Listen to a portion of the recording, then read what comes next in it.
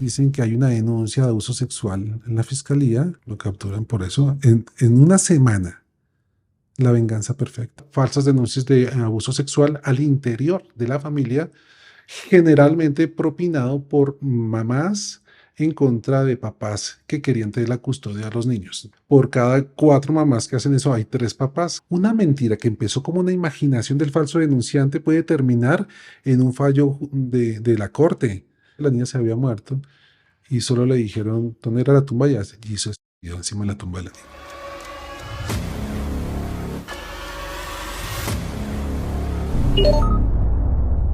Hoy tenemos un invitado muy especial en este espacio y es una persona que se dedica a luchar contra un delito que se presenta en muchos países, pero muy pocos lo conocen y es la alienación parental. Sí, así es, Michelle. Hoy tenemos al gran psicólogo forense Roberto Sicar. Muchas gracias, gracias Michelle, gracias Kevin, muy amables por esta invitación. Yo creo que es importante primero que la gente conozca qué es eso de la alienación parental, qué Ujú. significa. Puede que muchos lo tengamos incluso en las narices, pero no podemos identificar qué es. Sí, básicamente la alienación parental es un fenómeno por el cual un progenitor trata de romper el vínculo de sus hijos con su otro padre o su madre a través de difamar, disociar o generar ideas que no son o generar falsas denuncias o acusaciones infundadas sobre el otro padre. Cuéntanos la historia de uno de estos casos. Ujú. Yo creo que es de los casos más dolorosos que yo he visto. Él era un médico prestigioso, un buen médico. Su esposa se había conocido cuando eran estudiantes y la esposa tenía un poco más de recursos, recursos económicos y le ayudó a pagar su carrera. Terminó siendo un cirujano plástico estupendo, pero digamos que durante todo ese proceso ellos tuvieron dos niñas, dos gemelitas, y durante ese proceso él, pues infortunadamente se enamoró de uno de sus pacientes. Entonces él le confesó a su esposa, oye, mira, me da dolor decirte esto, yo amo a mis niñas, pues yo te quiero mucho a ti, pero me enamoré de otra persona y no quiero hacerte esto y yo me voy. Eso fue, se lo dijo un miércoles. Él hablaba con las niñas estaban tristes, muy chiquiticas de 3 añitos, hablaba por teléfono, sí, nos vamos a ver el fin de semana y las niñas tenían muy buena relación con su papá y con la familia del papá. Mm, la señora le dijo, mire, la niña quiere verte, si quieres ven y recoges a la niña, pues la llevas a la casa. La recogió un sábado, el domingo se van a pasear por la sabana, las niñas llegan pues claro, cansadas, agotadas de todo el día, y él la entrega, el lunes por la noche las entrega, no habla con ellas el lunes, y el martes dicen que hay una denuncia de abuso sexual en la fiscalía, el miércoles lo, lo, lo capturan, lo capturan por eso. En una semana, la venganza perfecta. Durante el proceso de evaluación de las niñas las llevaron a una fundación donde fabrica informes periciales. En esta fundación, la mamá va con la duda de que es que la niña le duele la vagina y dice que el papá le hacía algo. Eso es típico. Y cuando van a donde la psicóloga dice, sí, hay que creerle a los niños, que los niños no pueden mentir sobre este tema, sobre estos temas. Entonces sale con un informe de psicología de esta fundación donde dice que fueron abusados sexualmente, la niña fue abusada sexualmente cuando no ocurrió. La manda a medicina legal, en medicina legal dijeron, pues los genitales están rojitos, pero tiene un eritema, pero no es cierto. Y señalan que el abuelo y el papá habrían manipulado sexualmente a la niña en ese fin de semana, cosa que no era cierto. Se hacen las entrevistas a las niñas en una de estas entrevistas le pregunta insistentemente la entrevistadora del CTI que dónde era que el papá la tocaba. 17 veces le preguntó, 17 veces le dijo la niña, mi papá no me tocaba, mi papá no me hizo nada, teniendo 3 años. Ya la niña agotada, pero ¿cómo era que tu papá te tocaba? Sí, así, me tocaba así. Y ya la niña se aburrió tanto que se paró y se fue y no quiso seguir más con la entrevista. Teniendo 3 años, la entrevista duró casi 50 minutos, donde le preguntó 24 veces cómo era que el papá la tocaba. eh, Las 17 veces primeras la niña dijo que nunca y después o sea, a partir de la 18 comenzó sí a respaldar la presión de la entrevistadora. Es decir, Entonces, perdone, sí, en este caso, la mamá denunció solo sobre una de las gemelas. sí, pero la interés era que fuera por las dos, entonces sometieron a las dos niñas a todas las exploraciones médicas. Y la pregunta, por cierto, que la entrevistadora de la niña hizo la entrevista para las dos y decía, ¿y qué más le hacía a tu hermanita? Y había más niñas y fue en donde, y hacen una cantidad de presión. Yo tengo los videos por ahí y son tristes, tristes ver cómo en ese furor del sistema judicial de buscar un caso, porque si a mí me Culpable. contratan como detector de abuso sexual, pues todos los casos los voy a encontrar como abuso sexual. Y el sistema judicial funciona así. Entonces, al sistema judicial no le importa la verdad, le importa la burocracia que genera una denuncia, porque hay mucha gente que trabaja en esto.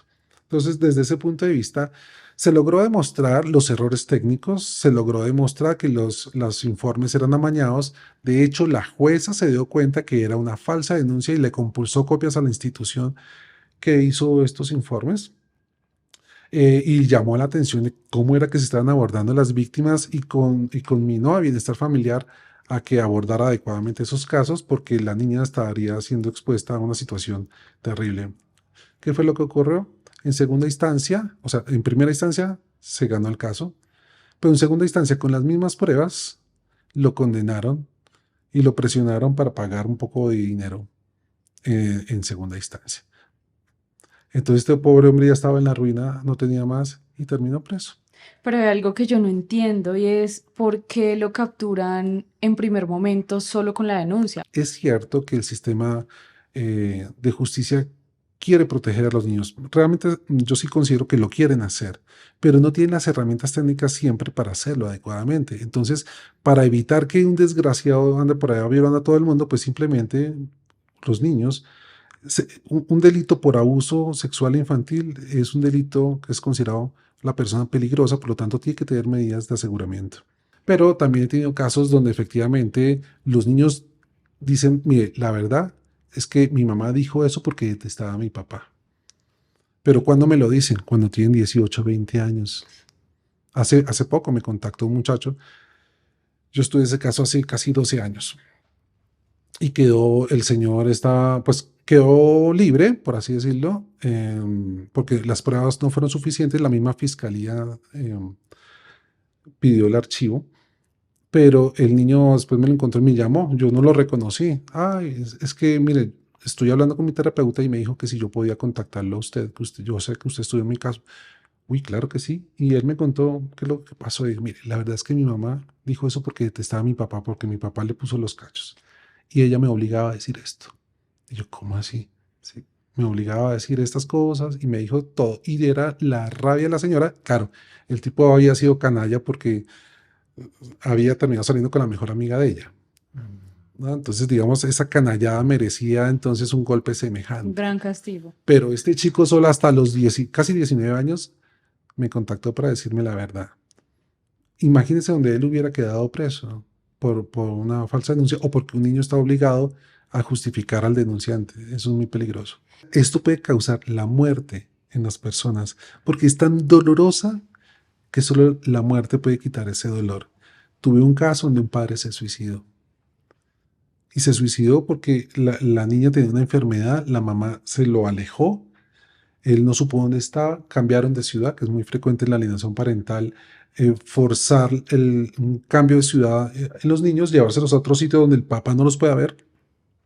La niña falleció, una leucemia muy dura, y cuando le dicen, mire, su hija está en tal tumba, en tal cementerio, que ni siquiera sabía de dónde le llamaron, efectivamente la niña se había muerto y solo le dijeron dónde era la tumba y se suicidó encima de la tumba de la niña. Hasta ese punto llega la alienación parental. Nos gustaría que nos contara cómo llegó allí y también creo que también ha tenido un poco de consecuencias por tomar y hacerse muy cargo de esto y apoyar hasta el fin de las circunstancias a estas personas que han sido juzgadas. Cuéntenos un poco sobre eso. Sí, digamos que yo soy netamente académico. Yo me formé en España, en la Universidad Complutense de Madrid, y es un tema que pues para esa época, hace ya casi 20 años me formé allí, estaba empezando. ¿Y en qué consistía? Consistía en que se estaba presentando muchas falsas denuncias de violencia intrafamiliar, falsas denuncias de abuso sexual al interior de la familia, generalmente propinado por mamás en contra de papás que querían tener la custodia de los niños. En esa época, más o menos la proporción era por cada 4 mamás que hacen eso, hay un papá que hace eso. Ahora la proporción es casi muy semejante. Por cada 4 mamás que hacen eso, hay 3 papás que lo intentarían. Es la proporción que ha cambiado. Pero lo analizamos con un fenómeno científico observable donde estos padres cambiaban la mente de los niños a partir de mentiras sobre el padre no custodio. Así que básicamente podrían insertarle en la mente a un niño una idea que no es cierta para que odiara a su padre o a su madre, según fuera el caso, y eso tenía unos efectos psicológicos tan dramáticos que hacía que el niño pudiera llegar a tener episodios de estrés postraumático, episodios de psicosis, que es muy raro una psicosis en un niño, los tenían ideación suicida, teníamos casos de niños que se querían suicidar con 8 o 9 años, y era fomentado por transformarle el pensamiento al niño sistemáticamente. Por ejemplo, diciéndole, tu papá no te quiere, tu papá no te ama, tu mamá es una borracha, tu mamá es una cualquiera. Y ese tipo de insistencia constante hace que el niño, que hubiera tenido una idea buena de su papá o su mamá, comience a transformarlo y verlo como una persona peligrosa, una persona mala, y automáticamente el niño comienza a rechazar esa persona en quien recae la mentira. Y eso, como era tan doloroso, generó un impacto en la salud mental de muchos niños en España. En este caso nos dimos cuenta que había niños que odiaban a sus papás irreflexivamente, que apoyaban al papá custodio a toda costa, que no veían nada bueno en el papá o en la mamá que estaban alejados, y que adicionalmente vivían convencidos de una situación que ni siquiera era lógica ni en tiempo, ni en lugar, ni en modo. Y eso, por eso muchos investigadores dijeron, eso es un síndrome porque afecta el pensamiento. ¿Cómo así que un niño se quiera suicidar a los 8 años porque el papá lo detesta? ¿Cómo llegó a la conclusión? Mi mamá me lo dijo. Me gustaría precisar en uno de los casos que usted ha participado, y es el caso que ha sido conocido a nivel nacional de Diego Pardo. Es la lucha que él ha tenido por más de 7, 8 años para volver tan siquiera a ver a su hija. Cuéntenos un poco sobre el caso de este padre que prácticamente le arrebataron su hija a causa de una falsa denuncia. Sí, mira, infortunadamente a veces las desavenencias de pareja hacen que alguno de los padres tenga una idea negativa del otro. Ejemplo, en este caso, la señora, la mamá de los niños, de la niña, después del rompimiento tuvo una gran decepción por quién era su esposo. Y eso le llevó a ella a empezar a verle mal todo y a empezar a sospechar de todo. Hubo un momento en que hubo un régimen de visitas, ellos se separaron, hubo un régimen de visitas, la niña estuvo con su papá, volvió, la señora quedó como con la idea de que la niña le dolía alguna parte de sus partes íntimas. Se comenzó a acercarse a psicólogos desinformados, psicólogos que no están preparados para el ambiente forense, sino para un ambiente terapéutico convencional. Estos terapeutas le dieron la idea de que en efecto sus sospechas sí eran así. Dentro de esas sospechas era de que efectivamente la niña habría sido tocada por su padre. La niña igual no lo describía bien, ¿no? Se le colocó una denuncia, asistió a las entrevistas que hace el CTI a la niña. La entrevista fue muy, muy difícil hacerla porque la niña no veía nada malo en su papá, quería a su papá, quería irse a ver con su papá, pero como no había la información de que efectivamente había abuso, entonces paraban la grabación, la niña salió, habló con la mamá, volvió a la grabación y dijo que mi papá me abusa, que mi papá me toca. Entonces manipularon la entrevista. La niña terminó diciendo cosas además que ilógicas. Por ejemplo, la niña decía que ¿dónde ocurría eso? En el sofá. ¿Dónde estaba el sofá? En el patio de la casa. Pero la niña vivía con el papá en un apartamento. Es que ni siquiera había ni sofá ni había un patio de la casa.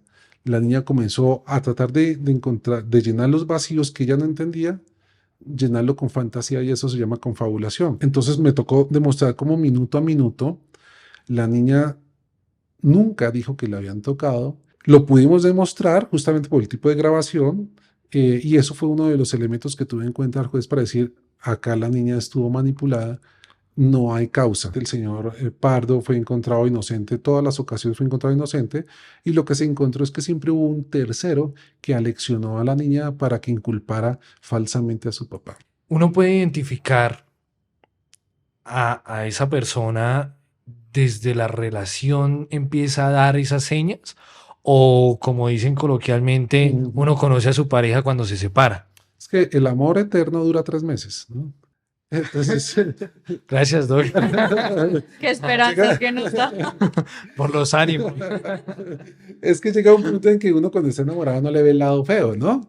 Todo es lindo. Claro, todo es lindo, pero llega la convivencia y mire que es frecuente, casi siempre, esto no es absoluto, pero casi siempre el alienador tiene una sensación de inferioridad frente al padre alienado. O sea, perciben que el padre es más exitoso que ella o perciben que la señora tiene más habilidades que él. Y en esa envidia de que el otro es más talentoso y que los niños lo quieren más y que es más inteligente y que tiene mejor profesión o que tiene más recursos, les da una rabia y entonces en su egoísmo y en su narcisismo el alienador coge una suspicacia y quiere decirlo, quiere verlo o muerto o en la cárcel o arruinado y se vuelve una vindicta, es una venganza. Entonces, ¿cuáles son las señales? Las señales es la envidia de que el padre alienado sea más exitoso que la alienadora o viceversa. Entonces, noten ustedes, señores, señoras que están por ahí escuchando, si su pareja le forma problema por cualquier cosa y siempre quiere ganar en cualquier pequeña micro pelea que tengan en el hogar o en relación a los niños o que quiere ganarse a los niños a como dé lugar, por lo menos pongan alerta que eso es uno de los indicadores frecuentes de que lo que viene puede ser una alienación parental. Y si fuera de eso, usted, padre o madre exitosos, que son envidiados por sus parejas o exparejas, desean tener otra relación aparte, se las van a cobrar para toda la vida, que se vuelve una venganza perfecta, alienar a los niños para matarle el corazón a ese padre o esa madre que se atrevieron a engañar a una persona egoísta. Es la importancia también de que llega cualquier persona, toca a su consultorio. ¿Cómo hace usted para identificar realmente este tipo le están montando algo o realmente este tipo está buscando evadir sus responsabilidades? Interesante lo que me planteas. Digamos que mi trabajo como psicólogo forense, los psicólogos forenses generalmente trabajamos un 60, un 70% casos de posible abuso sexual infantil. Es bastante frecuente en nuestro trabajo. Se acercan personas que están en problemas. Algunos, en efecto, son víctimas de una falsa denuncia. Otros se me acercan y no son víctimas de una falsa denuncia. Son muy posibles agresores sexuales y por eso yo no tomo todos los casos.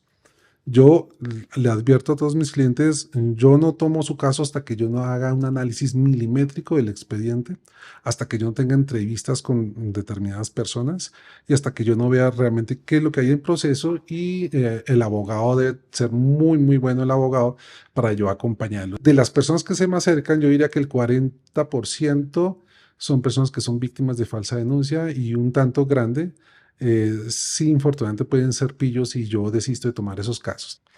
¿Y esos pillos ofrecen buena plata, Doc? Pues, pues sí he recibido ofertas extrambóticas, como también cosas tan sencillas como que hay gente pobre, pilla, pero pobre, que ofrecen tonterías como una cadena o una cosa de esas. Entonces uno se queda pensando, mire amigo, yo lo animo a que busque un buen equipo jurídico o sino que asista a la Defensoría del Pueblo. Entre otras porque no es tanto por dinero estos casos, sino por justicia, porque no es justo que un niño se pierda la vida de su papá o de su mamá por una falsa denuncia y rompa así su salud mental. Por ejemplo, yo sé que ustedes trabajan periodísticamente con temas como psicopatías de asesinos seriales y casos muy complicados. Y lo que se ha observado es que muchas de estas personas que cometen delitos han experimentado en algún momento de su vida algún tipo de alienación parental. Entonces, es también una manera de prevenir a la sociedad de que no podemos fabricar personas que le traigan dolor al mundo, sino que al contrario, la justicia es la mejor herramienta para hacer salud mental. Doc, aclaremos un poco cómo es ese ABC de ese análisis, es decir, cuando llegan a usted los casos, ¿cómo hace usted para descifrar que efectivamente se trata de una falsa denuncia? Normalmente son ilógicas las falsas denuncias. Por ejemplo, tuve un caso donde la niña primero acusó al padrastro de que la tocaba, eh, y de hecho la misma mamá interpuso la denuncia pues porque estaba asustada, pero cuando la niña comenzó a decir, no, es que fulanito, mi padrastro, que la había criado desde bebé, era casi el papá, me tocó. ¿Y cómo te tocó? Por ahí. ¿Por ahí dónde? Por ahí. No, no era específico. Me parecía que estaba dormida, me parecía que estaba despierta, me parecía. Después ya la niña ante la presión judicial, cuando se dio cuenta de que esto terminó mal, capturaron al señor. Señor, pero ¿qué me están diciendo? No, en tal día, pero si en tal día ni siquiera estuvo con nosotros, yo siempre he estado contigo. La mamá misma fue la que defendió a su esposo.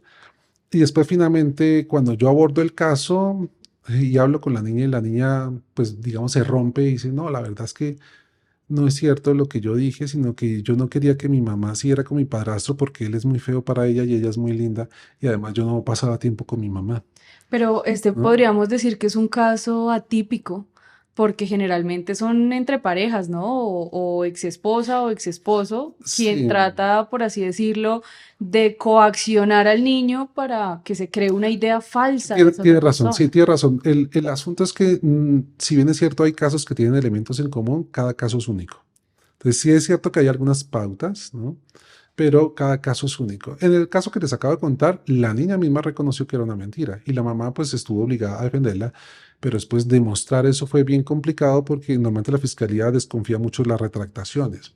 En el caso de la niña tengo una pregunta y es, por ejemplo, si ella es quien hace la denuncia y luego dice, no, es que definitivamente es mentira, ¿qué repercusiones legales tiene para los papás, Mm, ¿no? Porque pues eso también es un problema. sí. Pues cualquier Claro. niño entonces puede ir y decir lo mismo y no pasa nada. Mira, Michelle, es que tocas un tema muy delicado y es, hay que creerle a los niños. Entonces, hay organizaciones que trabajan en estos temas que dicen al niño hay que creerle todo lo que dice, ¿no?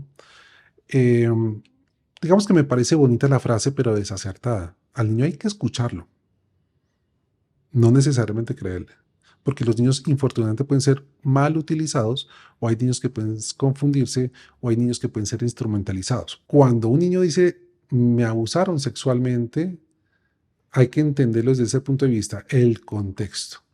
No es lo mismo que un niño diga que en un bus lo abusaron sexualmente, que la credibilidad del niño se dispara casi al 95%, porque no hay un motivo o un interés para que un niño diga una mentira frente a esa. Pero cuando la denuncia está dentro de un proceso de régimen de visitas, de guardia y custodia, de divorcio conflictivo, de peleas por los alimentos y en ocasiones muchísimo dinero, porque conozco casos donde hay personas que esperan casi que pensiones de 50, 60 millones de pesos mensuales por la custodia de unos niños, la gente se vuelve mala. Y ahí es donde más se dispara la falsa denuncia, cuando hay muchos intereses por la tenencia, custodia o el dinero que tener hijos significa. Entonces nosotros analizamos. Cuando el niño llega a decir, mi papá me tocó, ¿cómo fue que te tocó? Por ahí, o que no es algo muy específico, o que no tiene una lógica secuencial, donde no hay un respaldo afectivo, donde parece que está utilizando palabras de adulto cuando es un chiquitín, cuando hay niños que inclusive me hablan del tipo penal, ¿no? Entonces, es que mi papá me hizo acto sexual abusivo con menor de 14 años en concurso sucesivo y homogéneo. ¿Cuántos años tienes tú? 7. Pues uno comienza Sospechar que sí, alguien lo claro, coaccionó. ahí hay un aleccionamiento, ¿no? Y infortunadamente los niños son maleables, son muy dóciles. Entonces, en este tipo de casos es cuando yo pongo las alertas y cuando comienzo a ver que han habido errores en la elaboración de los informes, que la parte de investigación judicial es pobre, que no han utilizado las herramientas psicológicas adecuadas, que las evaluaciones en medicina legal son inadecuadas. Cuando yo veo toda esta sumatoria de errores, me estoy dando cuenta que es muy probable que estemos ante una falsa denuncia. Doctor, yo creo que la mayoría de personas que realizan estas prácticas, este delito, porque es un delito, Ujú. Concurso de delitos, sí. un concurso de delitos, yo creo que en la mayoría de casos no logran dimensionar el daño que le están haciendo no solo a su hijo, sino también a su expareja.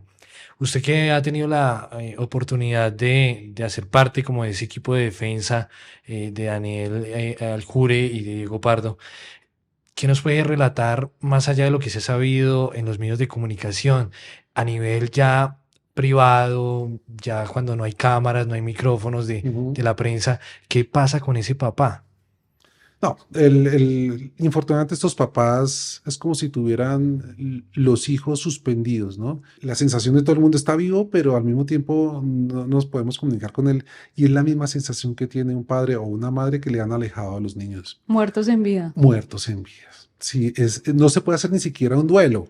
No, porque bueno, si se murió, listo, hago el duelo y empiezo mi vida. No, de hecho conozco muchos padres que dejan de, una vez se divorcian, dejan de pensar en que pueden tener una vida afectiva nueva, que pueden tener una nueva pareja. No, suspenden también eso porque el conflicto legal es tan arduo que las nuevas parejas que tengan estas personas se espantan. Dicen, pero ¿qué me estás diciendo? Te están acusando de abuso sexual.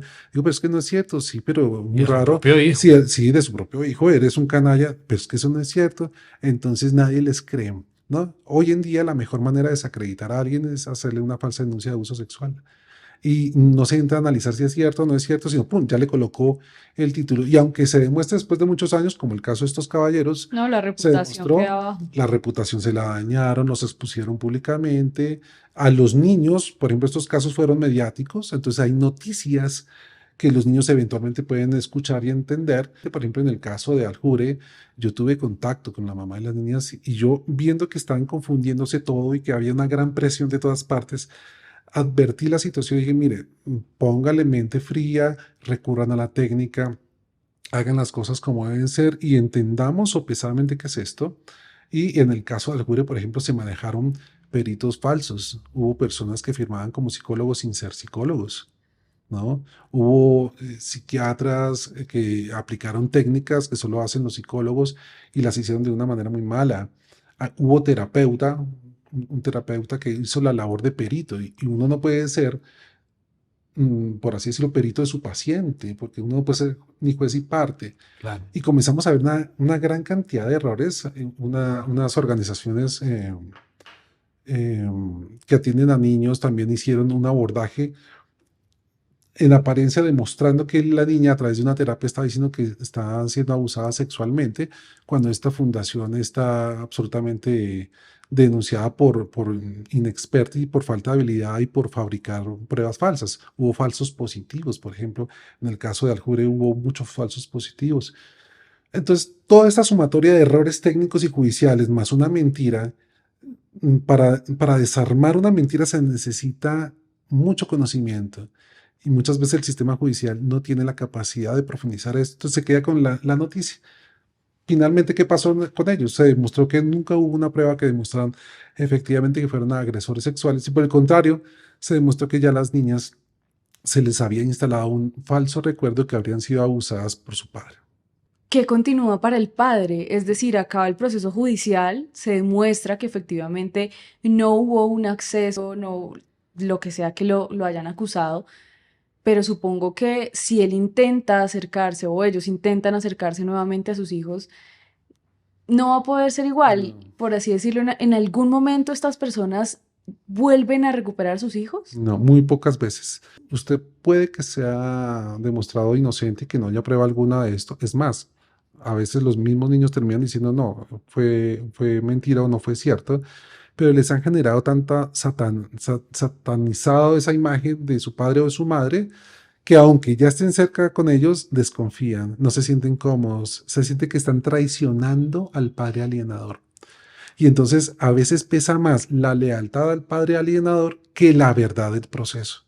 Y eso es muy cruel, porque todo el mundo sabe que es mentira, pero aún así el niño prefiere quedarse con quien lo alienó, porque les siente que le debe lealtad a esa persona que durante tantos años que no estuvo el padre, lo cuidó o la cuidó. Entonces es un conflicto de lealtades muy delicado donde casi siempre pierde el acusado, aunque sea inocente. Doc, a nivel ya más técnico, cuando se dan estos casos, yo tengo sobrinos, yo a veces por juerga, por chiste, le digo a mi sobrinito, dígale que eso se lo regalé yo. No sé, se cayó algo, ay, diga que fue el otro sobrino. Ujú. Y en muchos casos el niño se rehúsa y dice, no, no, tío, eso son mentiras. ¿Cómo hace un papá para Lograrlo. lograr instaurar esa mentira? Porque no creo que sea algo de un solo día, Es sistemático. pero debe ser algo sistemático, ¿no? Cuéntenos un poquito cómo se instaura esa idea y lo que usted dice es muy interesante. Se recrea todo un momento que termina el niño adquiriéndolo como propio, como verídico, como que algo que realmente pasó. Sí, se lo cree. Ujú. Incluso, no sé si estoy errada, pero yo creo que también debe haber un motivador para que el niño empiece de Sí, pronto también a adquirir esa imagen. la manera más rápida de cambiar el pensamiento de una persona es a través del miedo y de la duda. Si yo genero en el pensamiento del otro miedo y duda, ya tengo ese pensamiento. Yo ya tengo esa mente cautiva. Y eso es lo que se hace con el niño. Le generan dudas y le generan miedos. Es que tu papá me quiere meter presa. Pues claro, el papá se está defendiendo, pues no pretende meter a la mamá, pero ese, ¿cómo así, mamá? ¿Mi papá es capaz de eso? Sí, sí. Entonces, es tan sistemática la mentira sobre el padre ausente, y como el padre ausente no puede No tiene desmentir, acceso, claro. sí, no puede desmentirlo, el niño no tiene otro referente, así que el niño ve a través del otro. Por eso se habla de la palabra alienar. Alienar significa ser en el otro. Es como la mano que está dentro del moped, dentro del títere. Ujú. Alienar sería la mano que está manejando el títere y los niños se vuelven títeres de los alienadores. Entonces, eh, ¿cómo poder dominar la mente de un niño? Pues a través de justamente generarle esa sensación de duda. Algo te pasó, solo que tú no te acuerdas, pero yo lo vi y él te hizo daño o ella te hizo daño. ¿M? Tuve un caso en Medellín muy, muy triste, una mamá.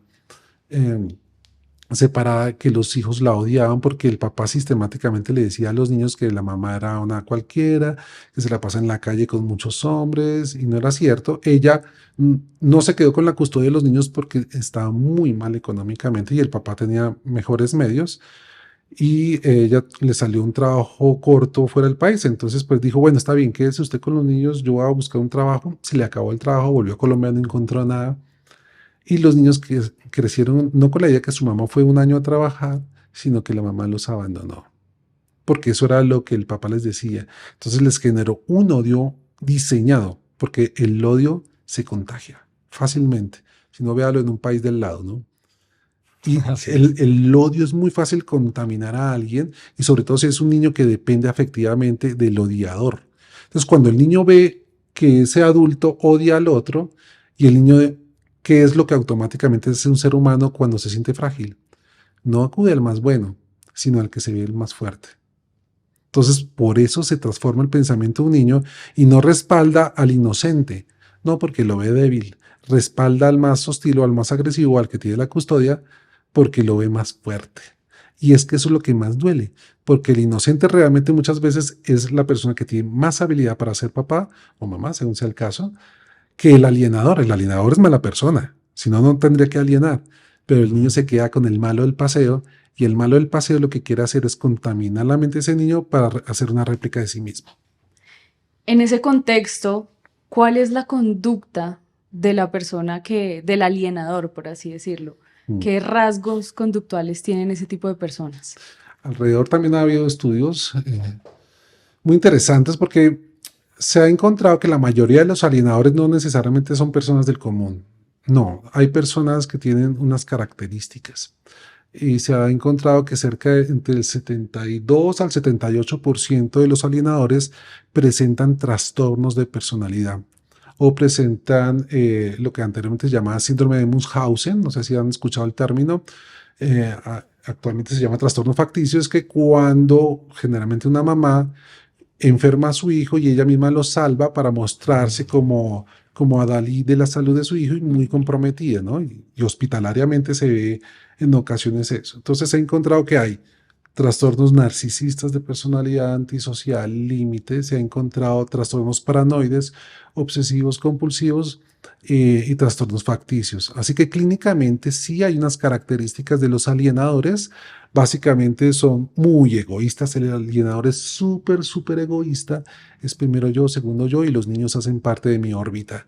Y esa es la característica más general en los alienadores. Son profundamente egoístas y egocéntricos. Qué frase. Tremenda advertencia.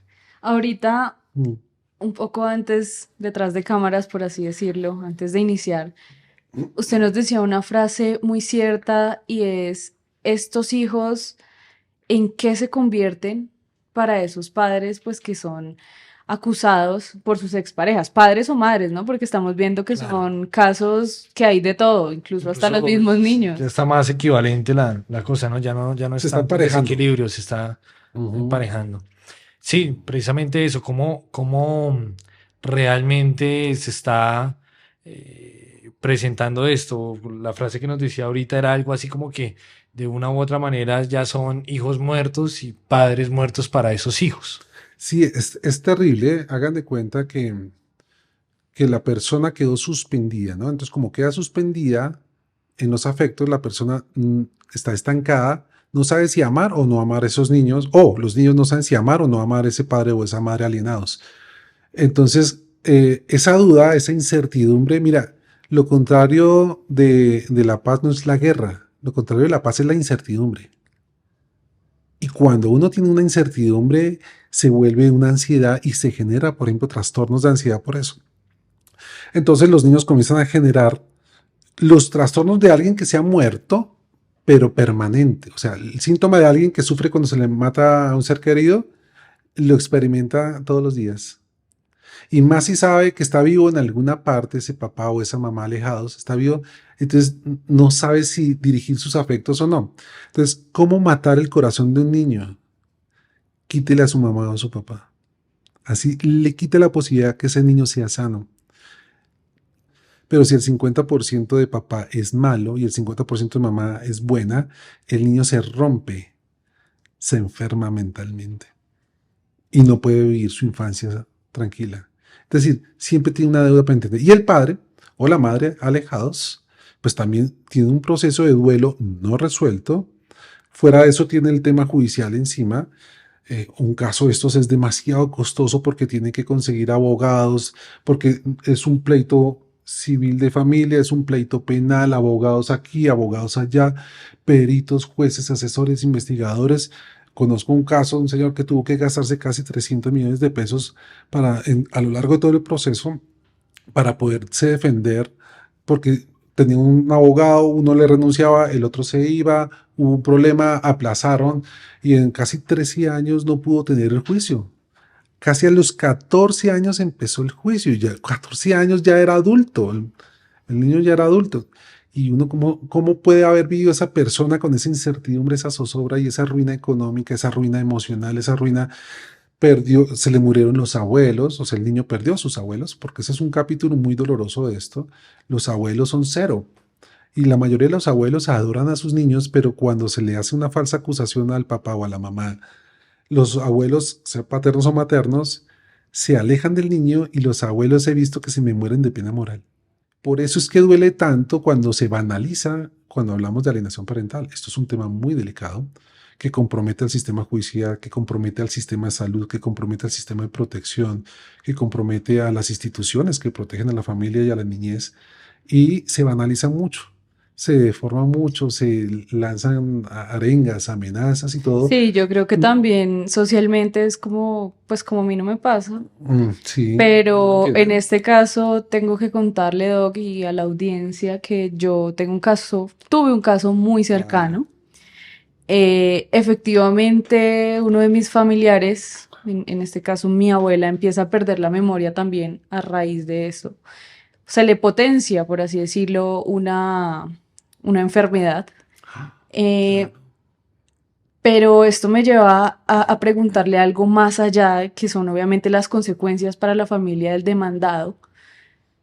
Pero ¿qué pasa con los familiares del demandante? O sea, ¿por qué no hay nadie que frene a esas personas y les diga, oiga, pero ¿por qué le va a hacer daño hasta a su expareja? O sea, ¿qué Porque le es que pasa los por la primeros cabeza? alienados son los miembros de la familia, para que le respalden esa idea. Entonces tiene que primero convencer a los abuelos o a los tíos o inclusive a las amistades, y por eso se llama una campaña de difamación, porque comienza a hablarle mal a todo el mundo. Entonces, claro, si hay algo que es terrible es la violencia sexual contra los niños. Eso es terrible, a todos nos duele, nadie quiere ese tipo de cosas. Pero por eso mismo, porque es tan doloroso, es la mentira más recurrente en una venganza, en una relación inadecuada de pareja o de familia. Porque nadie entra a analizar si es cierto o no es cierto, sino, pero ¿cómo que desgraciado? ¿Cómo va a hacer eso? Y automáticamente lo retiran, lo cortan y él no puede volver a ver a sus hijos. Y es la venganza malévola más terrible, es mentir sobre el amor de un padre y sus hijos. Porque lo que hace que una persona sea sana mentalmente es el amor. Y si ya no tiene el amor de un ser querido, va a tener problemas. Entonces, ¿por qué es exitosa la mentira? Porque los seres humanos no funcionamos con la razón, sino con la emoción. Y esta falsa denuncia, como es tan emocional, se contagia rápidamente. Haga de cuenta, alguien grita en la calle, violador, y aparecen 30 personas que van a matarlo. No entran si es cierto, no es cierto, dónde está la víctima. No, nadie entra a analizar eso. Por eso ocurre en la familia. Entonces, cuando dicen, él es el violador o ella es la borracha que se prostituye, nadie entra a analizar si es cierto o no es cierto, sino lo rechazan. La familia del denunciante hace un respaldo irreflexivo, se llama ese término. Los respalda irreflexivamente, pues porque tienen que apoyarlo, Sí, ¿no? no lo cuestionan, No supongo. lo cuestionan y así se instala la falsa denuncia y la muerte psicológica. Incluso también, no solo en las familias, sino y en sociedad en general, sino en el caso que le cuenta Michelle, también se da en la parte judicial, ¿no? Los jueces, a pesar de que las pruebas son muy debatibles, muy Sí, endebles, muy fáciles de interpretar, de modificar, deciden aún así condenar. Y esta persona quedó condenada en firme por las dudas. y aún así ya quedó condenado. O sea, la Sí, justicia también, de cierta parte, no está preparada para llevar estos casos a fondo, ¿no? Ahora la palabra suya contra la de una mujer Y una o niña, la de un un niño. niño, ¿no? sí, Y eso la verdad que ha dejado, así como ha ayudado bastante a la justicia, hay casos donde se han acabado vidas por una decisión de esa magnitud, ¿no? terrible. Si tú dices algo cierto, y es. Cuando el sistema judicial no tiene herramientas para hacer justicia, recurre a la ideología.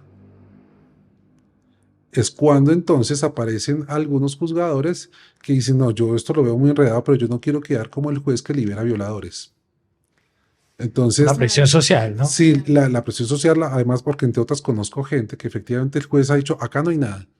Y se ganan quejas Enemigos. en el gremio judicial. Es muy delicado pasar como el que liberó al malo.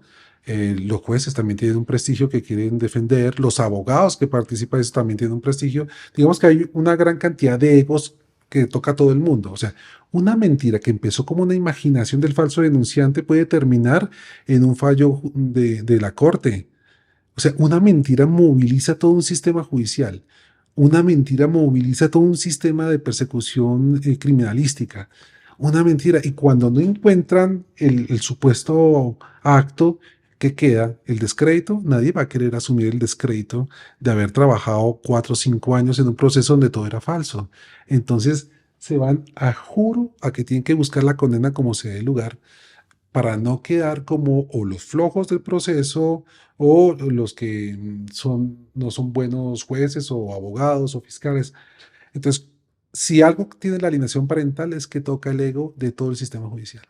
Ahorita hay mucha gente que nos puede estar escuchando o viendo, doctor, que pueden estar comenzando apenas con un proceso de estos.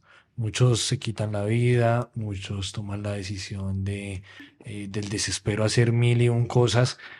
¿Qué recomendación les da? Usted que ha tenido tanto contacto con Uy, tantos acusados y acusadas, ¿no? y acusadas. También he recibido casos donde las pobres mamás, lo que pasa es que al hombre lo acusan generalmente de abuso sexual y a la mujer generalmente la acusan de drogadicta, de incompetente, de trabajadora sexual o de borracha. Digamos que para desacreditar a una mujer se recurre a eso, ¿no? Para desacreditar a un hombre, a ser abusador. Violador. Entonces, en esos casos, yo lo que he aprendido es que la maldad, curiosamente, no se da necesariamente en una guerra, en un país, o en la calle con, no sé, un ladrón que haga daño, que por supuesto es reprochable, sino que la peor maldad es la que ocurre en casa, porque rompe el corazón de los que están allá. Y una persona con el corazón roto, con su espíritu roto, con su mentalidad, su salud rota, su salud mental es una persona que funciona a medio término y no puede ser una persona necesariamente útil a la sociedad. Así que es una muerte en vida. Por eso es tan terrible. Así que aquella persona que esté escuchando esa, sea una mamá o un papá que está siendo falsamente acusado, que le están haciendo daño a ellos a través de sus hijos, pues lo primero que tienen es que tener un muy buen equipo de defensa, porque esto es muy delicado y el sistema judicial convencional, el sistema público, no tiene cómo defender a una persona falsamente acusada.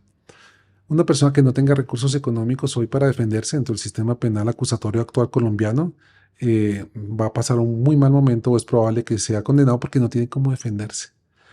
Eso es algo entonces que yo animo a aquellas personas que son alienadores, que están pensando en hacer una falsa denuncia, que lo piensen dos veces, porque puede que ganen un proceso judicial, pero le están haciendo un daño a sus hijos impresionante, le están haciendo un daño a la familia, a los abuelos, a los tíos, inclusive hasta el colegio donde están los niños, porque hasta los vecinitos del niño terminan tomando partido en una cruzada criminal y delirante, ¿no? A partir de insistir en una mentira, no solo se aliena a los niños, sino se aliena a toda la sociedad.